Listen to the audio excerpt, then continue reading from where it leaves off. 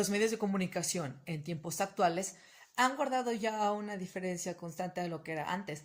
Si bien antes los medios lanzaban algo y el receptor, es decir, el público, no podía llegar a opinar, ahora ya puede haber una réplica. Es más, hay una democratización. La misma gente, el pueblo, por así decirlo, la masa, puede llegar a crear sus propios medios o puede llegar a crear sus propios discursos.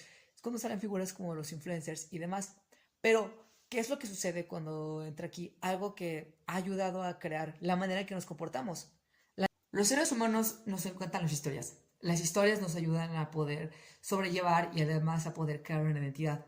Ayudan a poder construir ideas o poder también servir como elementos o recursos para poder educar a la gente.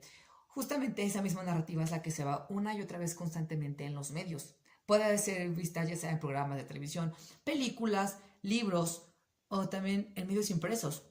Mismas campañas políticas llevan una misma narrativa que va construyendo para poder crear una sociedad. La narrativa ayuda a crear una identidad para cada individuo.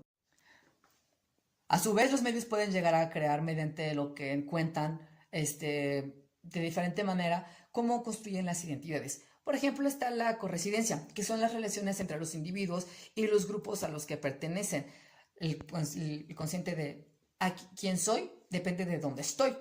Se puede ver, por ejemplo, pues, sucede como ya mencionamos con la nacionalidad. Por ejemplo, las historias sobre la independencia de México, como ayuda a crear una identidad de quién somos, o inclusive dentro de los mismos grupos más pequeños. Un equipo de fútbol pequeño local toma un concepto por la historia que los formó. Otro concepto dentro de la narratividad es la condescendencia. La condescendencia también se va mucho sobre la soledad, cómo nos interrelacionamos constantemente. Por ejemplo, como en la televisión o en el cine, ciertos personajes tienen un miedo constante al estar solos. El que, por ejemplo, las mujeres tienen que casarse, los hombres tienen que hacer de cierta manera. Esas ideales sociales se van construyendo mediante una narrativa. A su vez, también las sociedades pueden arropar una narrativa o unas historias que tengan en común esos ideales o lo que ellos digan se parece a lo que yo vivo en mi día a día. Por ejemplo, lo que sucede con el anime de Dragon Ball. ¿Por qué en Latinoamérica específicamente algo como Dragon Ball logró tener un gran impacto, fue tan acogido? Porque tenían ideales o formas de cómo debería ser alguien, específicamente los hombres, que tenían mucho que ver con la manera en que el mexicano se percibía a sí mismo. Y también está la contrascendencia, es decir, el impacto de los sucesos sociales o económicos que están pasando hoy en día.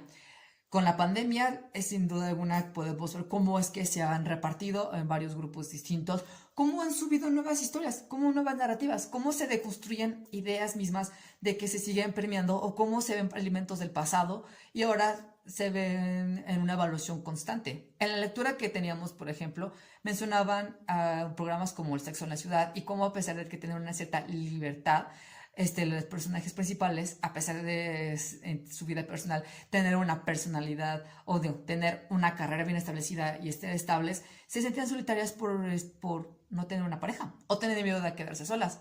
Y ahora, y ahora en una plataforma, por ejemplo, Netflix, la nueva generación, nuevas generaciones, o inclusive los que vieron el pasado, vuelven a verlo y ven en ese proceso social de que ya pasó mucho tiempo y rechazan o hacen un análisis, pueden disfrutarlo, pero también analizan y ven qué es lo que funciona y qué es lo que no funciona.